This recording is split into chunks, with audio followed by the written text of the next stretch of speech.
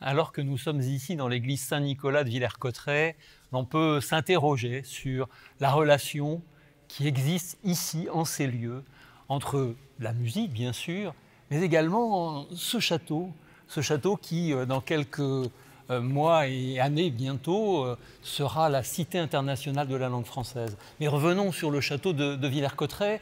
Nous sommes ici en face d'un château médiéval, bien sûr, transformé par François Ier, qui y signe cette fameuse ordonnance qui fixe ici l'emploi et l'usage de la langue française dans la justice et l'administration. Mais très vite, ce château se transforme, François Ier disparaît au profit d'une autre histoire qui commence en 1661, lorsque Louis XIV offre en apanage à Monsieur, frère du roi, le château qui devient ainsi la propriété des ducs d'Orléans. Le XVIIIe siècle est donc pour les Orléans, ici à Villers-Cotterêts, l'occasion de réaffirmer l'emploi de cette maison en une maison de plaisance qui va résonner bien sûr aux accents de tous les plaisirs, parmi lesquels bien sûr le premier, celui de la chasse et de la relation avec la forêt de Retz. Néanmoins, il faut quand même signaler les grandes figures des ducs d'Orléans. Le premier, bien sûr, celui qui devient duc d'Orléans en 1701, Philippe d'Orléans, grande figure de ce début du XVIIIe siècle, qui a quand même appris la musique avec Marc-Antoine Charpentier, qui a peint, composé, bien sûr vécu. On le connaît bien sûr plutôt parce qu'il fut le régent pendant la période de la jeunesse de Louis XV, de 1715 à 1723. Il fréquentera assez peu Villers-Cotterêts. D'ailleurs, Saint-Simon ne s'y trompe pas. Saint-Simon, lorsqu'il évoque les dangers de la politique du régent, celui-ci n'hésite jamais à lui répondre que, eh bien, ma foi, il finira par venir planter ses choux à Villers-Cotterêts. Ce grand amateur d'art, ce grand collectionneur, une collection fabuleuse de tableaux, donc amateur de musique, amateur de comédie aussi, bien sûr, va céder la place à un petit-fils qui marquera peut-être encore davantage l'histoire du château de Villers-Cotterêts. Louis-Philippe d'Orléans, petit-fils du régent, va marquer de son empreinte cette grande demeure qui fut la demeure royale de François Ier en la transformant. C'est lui qui fait tracer cette grande allée que l'on dit royale et qui va de la façade nord du château de François Ier jusqu'à la route du Faîte, être cette grande voie qui marque la liaison entre le château et la forêt giboyeuse. Alors, il a même imaginé à un moment donné que cette grande allée serait un grand canal et que jusque Viviers, ce très long bassin serait une liaison particulièrement élégante pour sa demeure. Néanmoins, c'est trop coûteux et il abandonne ce projet. Ce projet, bien sûr, il est marqué par d'autres.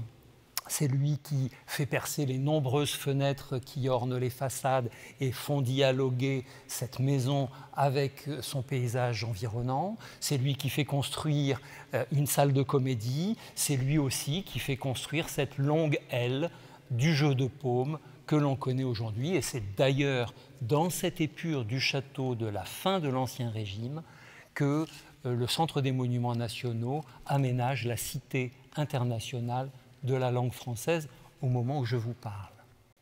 Mais c'est vrai aussi que Louis-Philippe d'Orléans va être très généreux.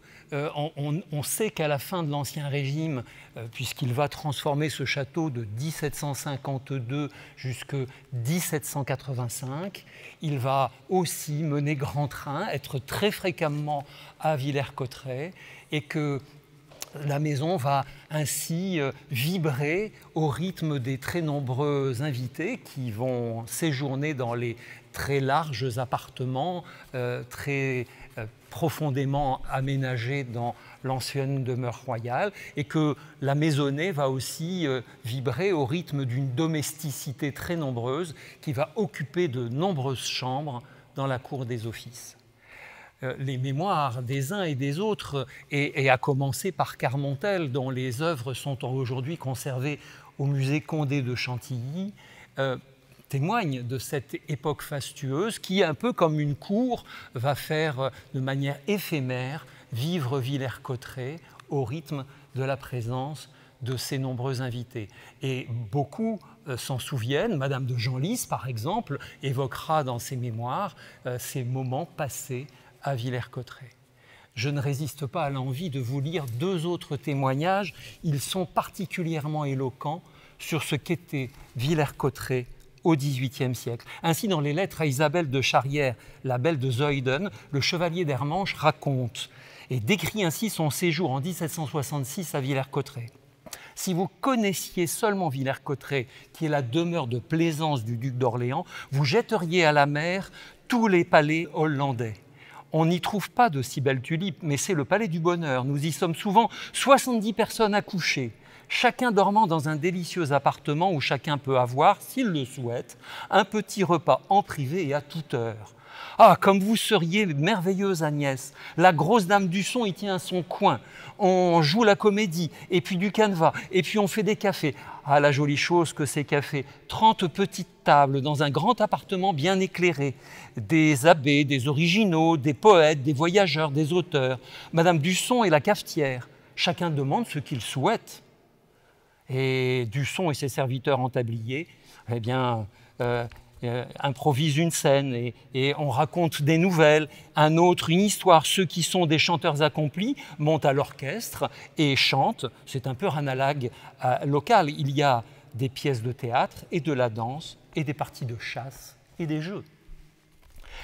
Le docteur Tronchin, dans sa correspondance avec, qui fut le médecin du duc d'Orléans, dans sa correspondance avec sa fille, lorsqu'il raconte les événements du mariage du duc de Chartres avec la demoiselle de Bourbon-Penthièvre en 1766 également, raconte « Je suis arrivé sans accident à 11h du matin à Villers-Cotterêts. Et j'ai trouvé dans la première cour 400 hommes sous les armes avec tous les drapeaux du royaume de Soissons. C'est pour fêter la bienvenue de notre jeune duchesse qui est arrivée hier au soir, à 10h. Elle est descendue à la porte du Jeu de Paume. On avait fait un bosquet pour lui donner fête champêtre de la façon de Carmontel.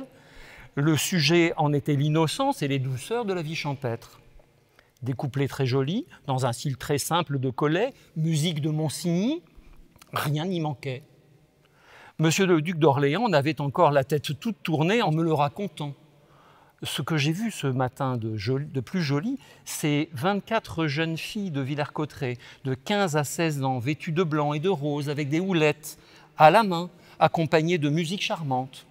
Elles m'ont paru très jolies, pour n'avoir pas été choisies à quelques lieues à la ronde dans le royaume de Soissons. Le château de Villers-Cotterêts, superbement restauré par le duc d'Orléans, n'a jamais été aussi animé. Tantôt on court le cerf ou le sanglier dans la forêt de Retz, tantôt on chasse le lièvre dans le petit parc qui avoisine le parterre, les femmes en cabriolet, les hommes à pied. Le soir, à l'issue du souper, qui est 150 couverts sans compter les extraordinaires, il y a bal, jeux, concerts, l'orchestre du prince de Conti renforce celui du duc d'Orléans. Il n'est question que de répétition, de costumes à essayer, car on s'apprête à inaugurer la nouvelle salle de spectacle. Madame de Montesson a jeté son dévolu sur la Gabrielle d'Estrées de Sauvigny.